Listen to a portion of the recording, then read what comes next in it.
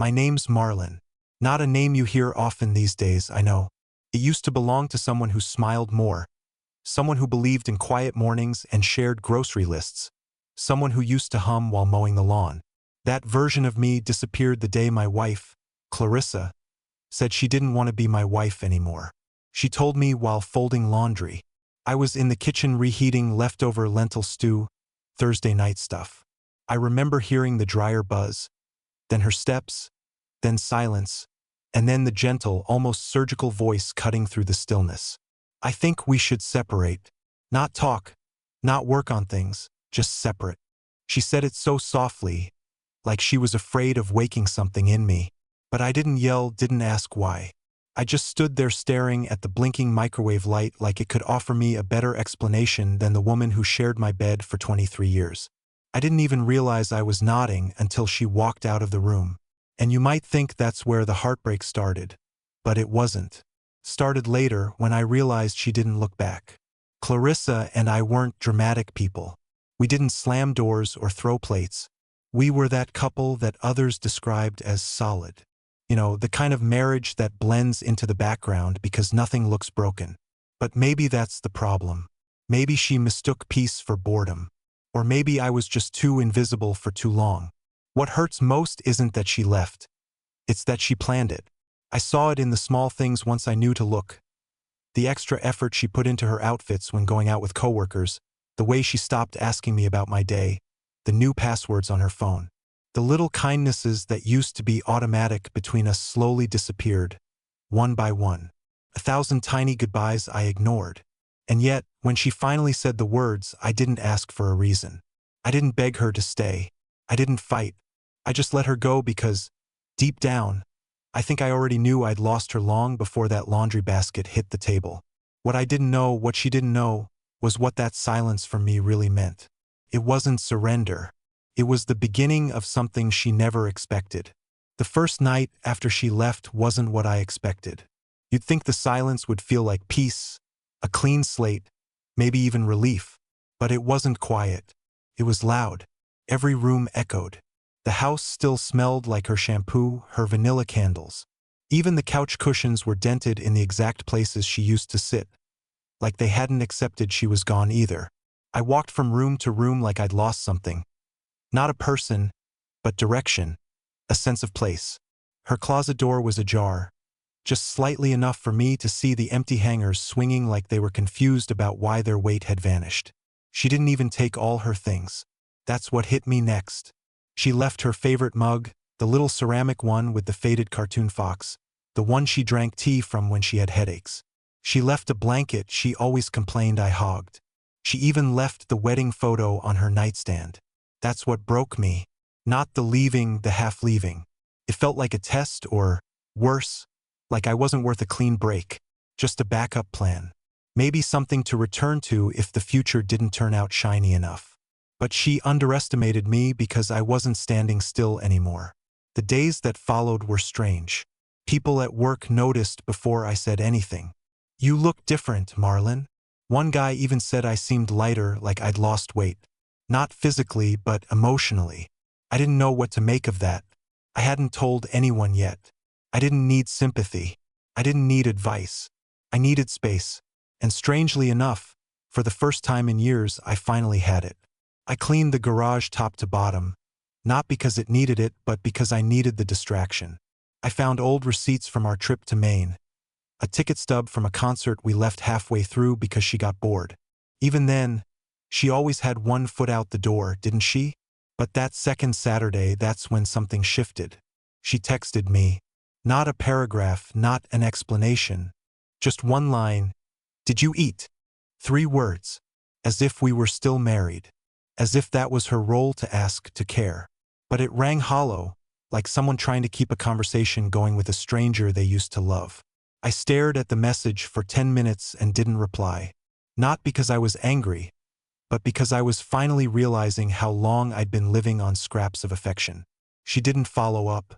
That night, I sat on the back porch with a cup of black coffee and no intention to sleep. The stars were out, real stars, not the kind you forget exist when you've been staring at a phone screen in bed next to someone who doesn't touch you anymore. I listened to the crickets, to the wind shifting through the trees, and for the first time in years, I didn't feel invisible. You see, I used to think losing her would destroy me. But what I'm starting to understand is that she'd been slowly fading from my life for a long time. Her exit wasn't the earthquake. It was just the final tremor of a collapse that had been coming. And now, with her gone, the walls aren't falling. They're finally still. She didn't take the winter coat I bought her. That's what I noticed first. It was still hanging behind the front door, right where it always was, that pale blue wool one with the missing button she never replaced. It wasn't even expensive, but she used to say it made her feel elegant. I stared at it for a while that morning. The sleeve was slightly twisted, like she took it off in a rush and never looked back. I stood there longer than I care to admit, just listening. Not for a sound, really, just some trace that she'd hesitated. But there was nothing, not even perfume on the fabric anymore. I didn't touch it. That entire week became a study in what she didn't take. A pair of earrings left on the sink, her old baking apron folded in a kitchen drawer, even though she hadn't baked in years. A travel-sized bottle of shampoo in the shower, empty but still there, like a ghost with plastic skin. I didn't throw anything away, not because I wanted her back, but because every object felt like it carried part of a sentence she'd never finished. And maybe I was waiting for the rest of it. People kept telling me I was handling it well, that I seemed calm. Even my sister said I looked clear-headed. Funny thing is, I wasn't, not really. I was just quiet. I was walking through the wreckage with my hands in my pockets, stepping over what was left of my marriage like I was afraid to make a sound. But inside, I wasn't broken. I was adjusting, learning how to breathe again in a house that felt both too large and suddenly unfamiliar, like someone repainted the walls while I slept. I think the loneliness hit hardest in the small, invisible ways, like reaching for a second coffee mug and realizing you don't need it, or walking out of the grocery store and instinctively turning your head, expecting to see her already unlocking the car, only to remember she's not there and she won't be. But that kind of loneliness doesn't hurt the way you think it will.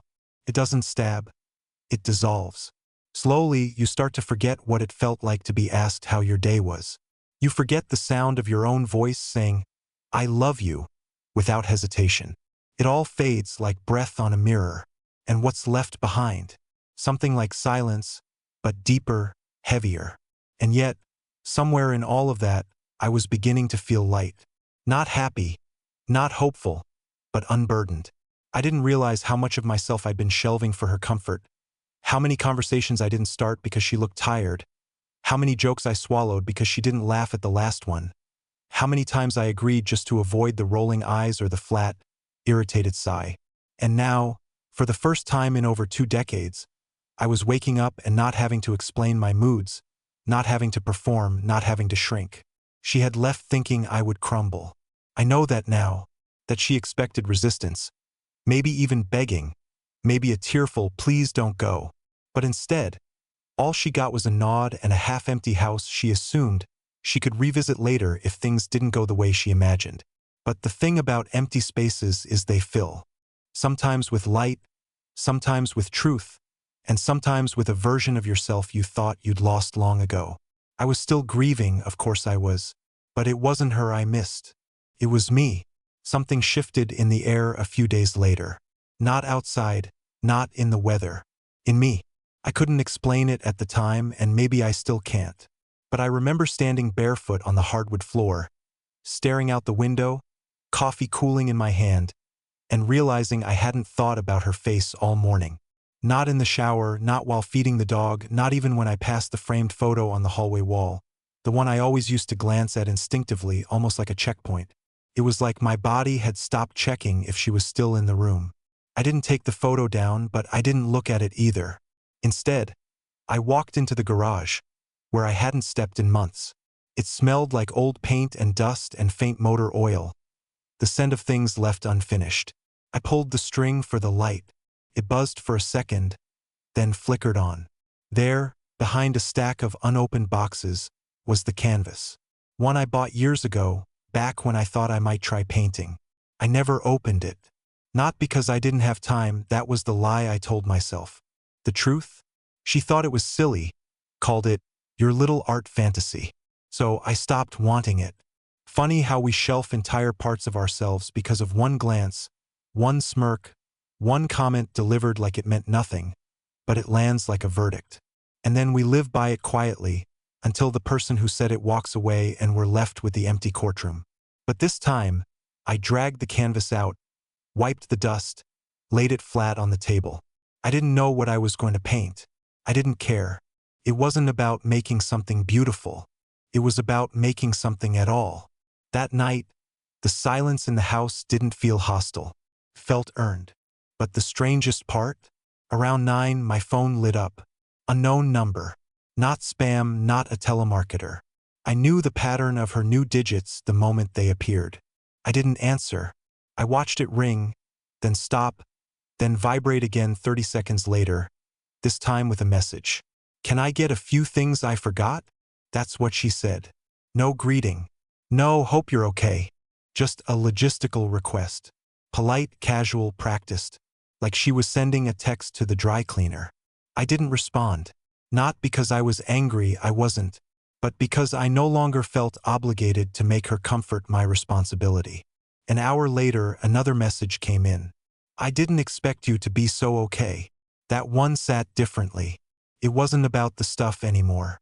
It was about her confusion. She had counted on drama, maybe even guilt. She probably expected me to unravel, to fill her inbox with questions or apologies or desperate attempts to win her back.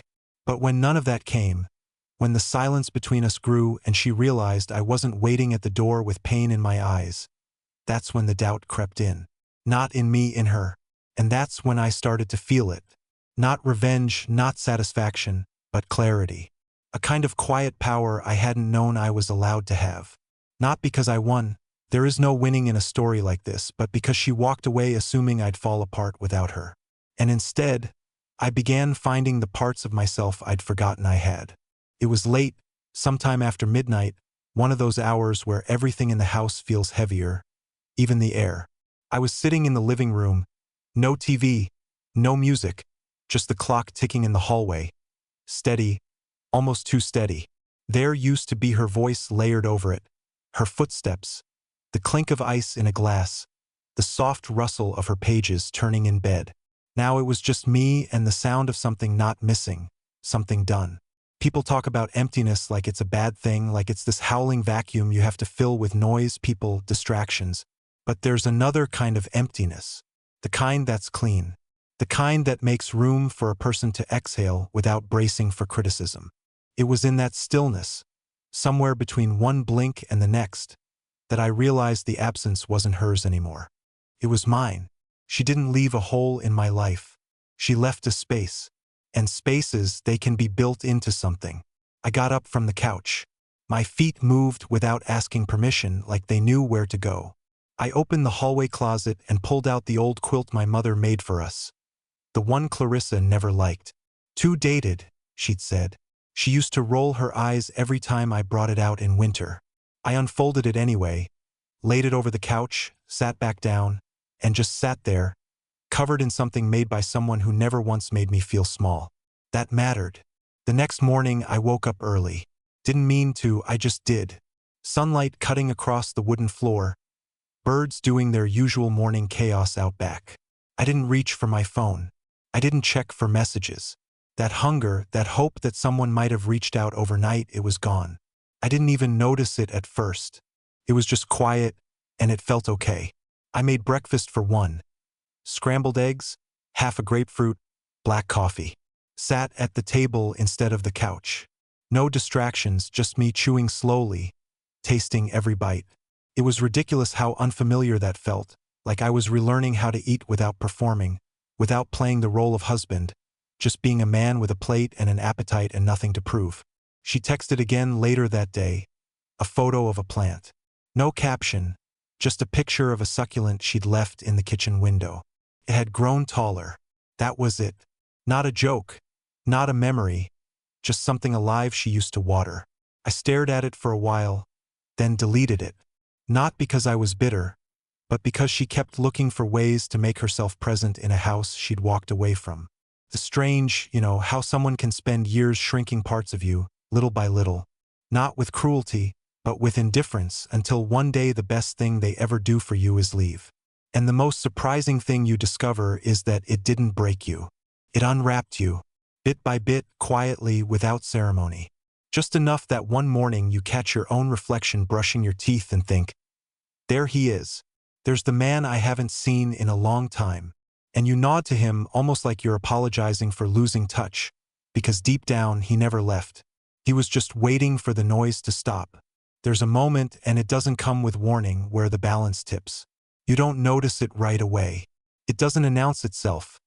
It just arrives quietly. You're rinsing a dish or putting a sock in the dryer and realize you haven't thought about her all day. Not her voice, not her laughter, not even the apology she never gave. And suddenly, you're not healing anymore. You're healed, or close enough that the scar doesn't sting when touched. That moment came sometime in April. I remember because the tulips outside had just begun to open. The same ones Clarissa used to say were her favorite. She never planted them. My sister did years ago before we bought the house. But Clarissa claimed them like a lot of things. And after she left, I thought about pulling them out. A petty idea that never made it past my porch. But that morning, when they bloomed again, I just looked at them and felt nothing. Not pain, not nostalgia.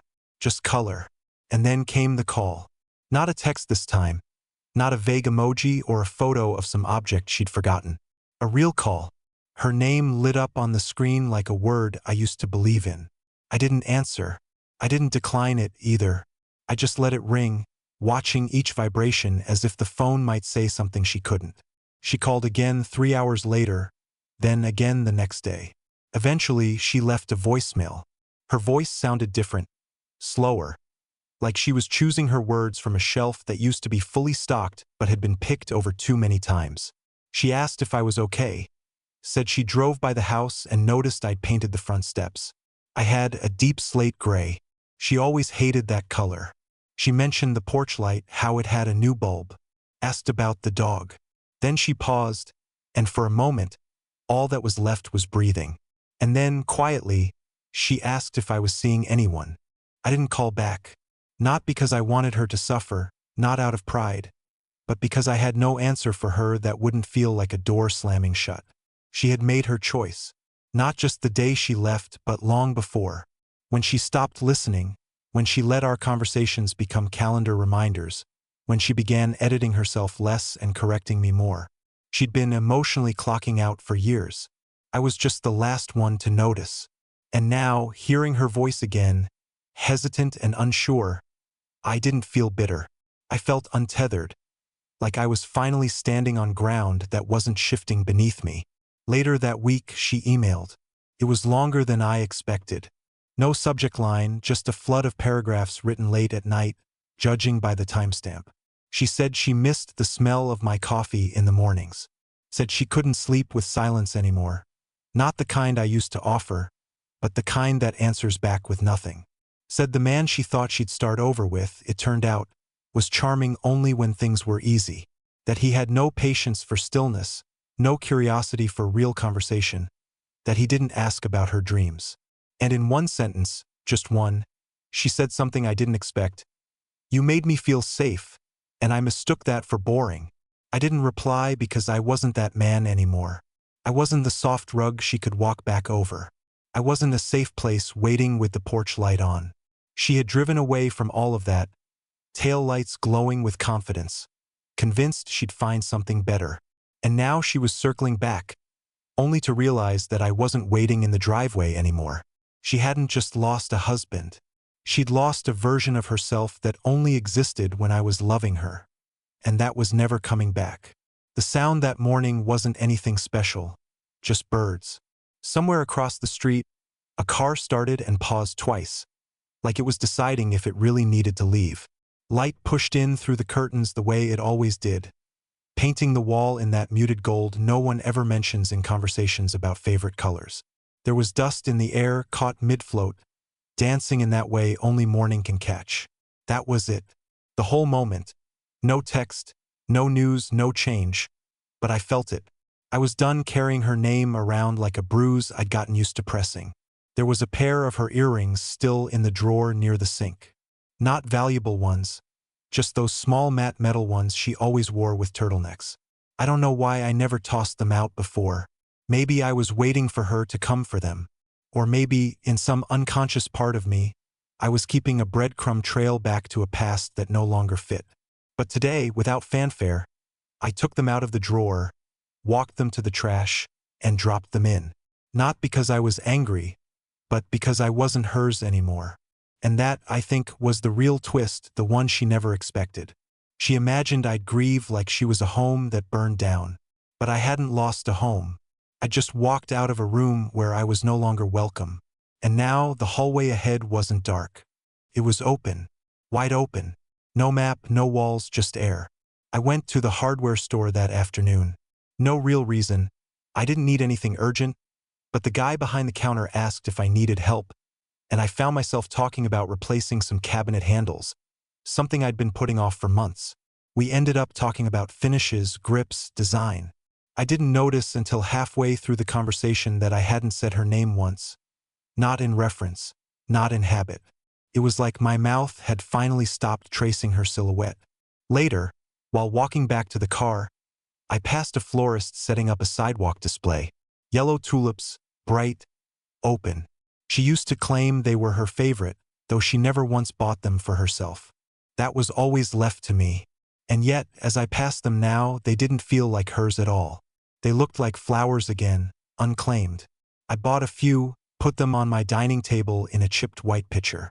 They sat there all evening, catching light and losing it slowly as the sun turned orange behind the fence. I didn't take a picture of them, didn't send a message, didn't feel the need to share it with anyone. That's when I knew she wasn't in the room anymore. Not in the plates, not in the hallway shadows, not in the fold of the sheets or the hum of the fridge. She had been fading slowly for months, maybe even years. But now the room wasn't echoing her departure. It was holding something else, something more mine. And when the phone buzzed again, her name lit up for the first time in days. I didn't freeze. I didn't feel dread or longing or confusion. I just watched it ring like a radio station from another town I didn't get reception from anymore. There was no door to close, no speech to prepare, no explanation left to give, because the version of her who walked out that day never found her way back. And the version of me that remained, he wasn't waiting by the window. There wasn't a single moment that marked the beginning of my new life. No grand gesture, no sudden flash of purpose. Came in small, almost forgettable pieces. A song playing in the background of a coffee shop that I didn't associate with her. A stranger waving me into traffic. A laugh mine, escaping from my chest at something I hadn't rehearsed. These things stitched themselves together slowly until I looked up one morning and realized I wasn't walking through the aftermath anymore. I was living. I still wake up early most days. Old habits. But now I linger in bed a few extra minutes. Let the light wash over the room, soft and slow. I read again, not to escape, but to be still. I cook for myself and take my time doing it. I've started to walk to the bookstore on Saturdays, not because I need anything, but because I like the way the owner talks about paperbacks like they're people with histories. There's a woman there. She works in the back, cataloging used titles. Her name is Delia. She's nothing like Clarissa. She doesn't wear perfume that announces itself or speak in carefully composed sentences. She has chipped nail polish and messy handwriting. And the first time we spoke, she told me I looked like someone who used to be a teacher. I said, "No, but I like the idea that I give off that kind of warmth. We haven't gone on a date. Not yet, maybe not ever. But when I leave the shop, she always tells me, take care of your head, not yourself, your head." Like she knows healing happens there before anywhere else. And maybe that's what this is. Healing. Not triumph, not some loud declaration of freedom. Just a quieter life I didn't know how much I needed. A smaller world that somehow holds more color. My hands still tremble sometimes when I say no. I'm still learning that silence doesn't mean disapproval, that love isn't proved by staying when staying means shrinking. Clarissa never reached out again after that last time. She didn't need to. I think she knew. And I didn't need closure. That's the lie we tell ourselves, that if we just got one more conversation, one more apology, one last explanation, we'd be able to close the door with dignity. But some doors don't close. They dissolve. And once they do, you realize the house you were locked in was never yours to begin with. So I didn't rebuild. I didn't reinvent. I remembered. I remembered who I was before I learned to flinch at my own voice, before I made myself smaller to keep someone else comfortable, before I measured love by how little I could ask for without being resented. And now I stand taller. Not because I'm stronger, but because I'm not afraid to take up space. Now I drink my coffee from the mug she never liked. I water the tulips that bloom each spring, not for her, but because they do it anyway, regardless of who's watching. And some mornings, I catch my own reflection brushing my teeth, and I smile. Not because everything is perfect, but because I am finally, quietly, fully me.